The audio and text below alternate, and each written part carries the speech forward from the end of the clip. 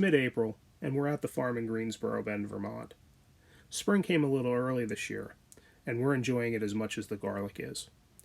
Make sure to check out our website at hardneckgarlic.com and hit the subscribe button to get updates on all of our new videos as we release them. Thanks for tuning in, and we hope you enjoy.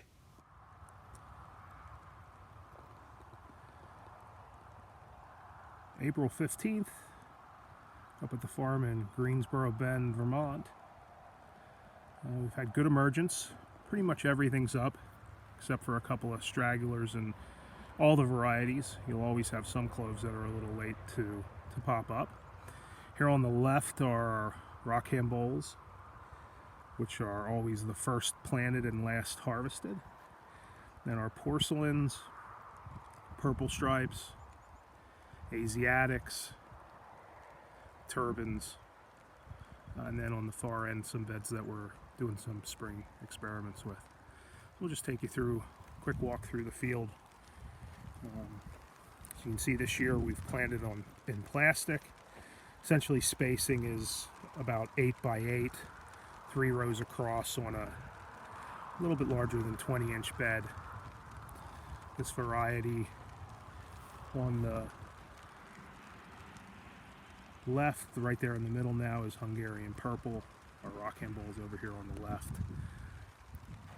This particular variety here is Spanish Roja, certainly one of our customers' all-time favorites. You can see, other than the plastic mulch, which really doesn't do anything for winter protection, pretty much 100% germination. You'll see a hole here or there where there's not a plant. Very likely that that's either something that's going to pop up late, or the clove didn't make it. But you know, if we can get above 95% survival rate through the winter, our low temperature up here this year was registered at 19.5, below zero. To have that kind of survival rate with no straw or other cover is certainly worth not spending the time and energy to mulch, other than the plastic mulch that we put down. So these are our Rocamboles. Hop across a couple of beds here. This is Armenian, which is a porcelain. That's a late variety to show up in the spring. So not really concerned about the gaps that you see in the plants currently. Porcelains are going to pop up a little bit later. At least that's our experience. Leningrad. Next row over is Music. And then we get into our purple stripes.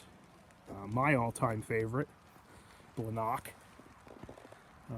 Purple stripes kind of freak you out at the beginning of the season, because when they pop up, the leaves are going every which direction and they often want to lay flat. One of the things that we noticed this year is on the plastic, the leaves don't seem to lay as flat, which would be certainly an advantage.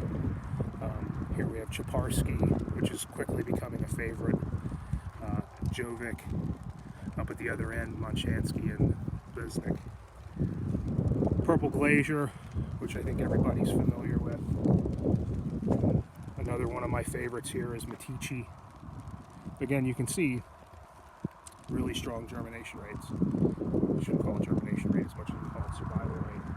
And then we start getting over into the Asiatics and the Turban varieties.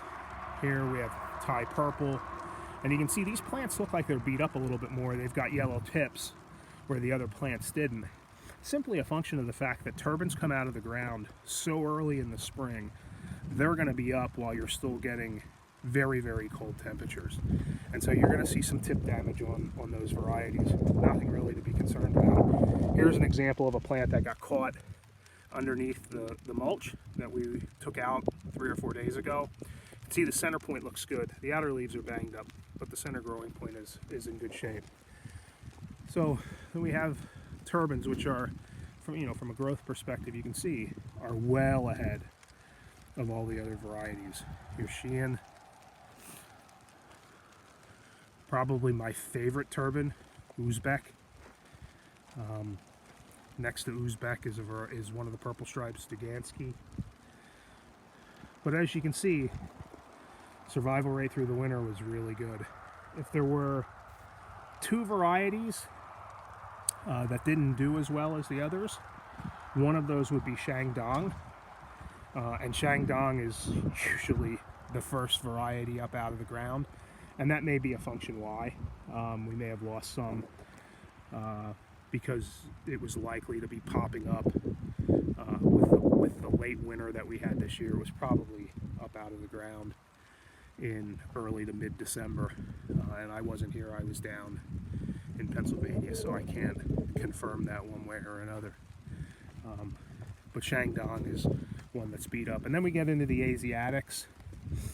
Here we have Korean Red. This is Korean Mountain.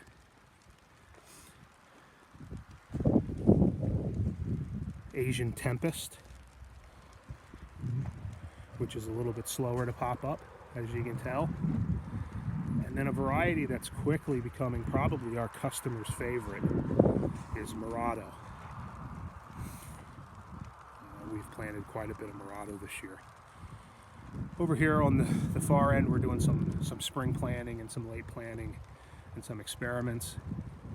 And then beyond that is the field where some of next year's garlic will go. That'll get planted to buckwheat in a couple of weeks to do some mining for nutrients. But all in all, April 15th, well ahead of where we were last year. Pretty pleased overall with how the crop looks. All of that said, we're scheduled to get a couple inches of snow tonight. So not uncommon for our location in northern Vermont, but would rather not have it than have it. Here you can see Tibetan. Actually, again, when you grow as many varieties, you end up with a couple of favorites. Tibetan is a favorite variety we refer to as El Diablo.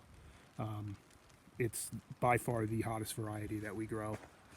And then next to that, those two rows, a row of Pyongyang, which I've affectionately started referring to in the last couple of years as Rocket Man.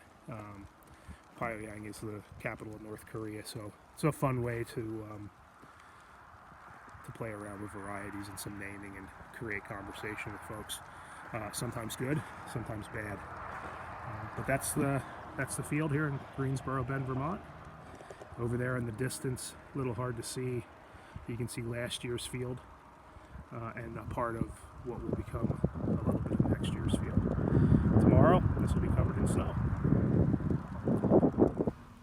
The day after we shot this video, Mother Nature dropped 4 inches of heavy wet snow on our fields. The garlic is no worse for the wear and will benefit from the additional nitrogen that early spring snows will often deliver to the crop. Make sure to hit the subscribe button if you enjoyed this video for updates, and check out our website at hardneckgarlic.com where you can sign up for our newsletter to keep abreast of all things garlic. Thank you.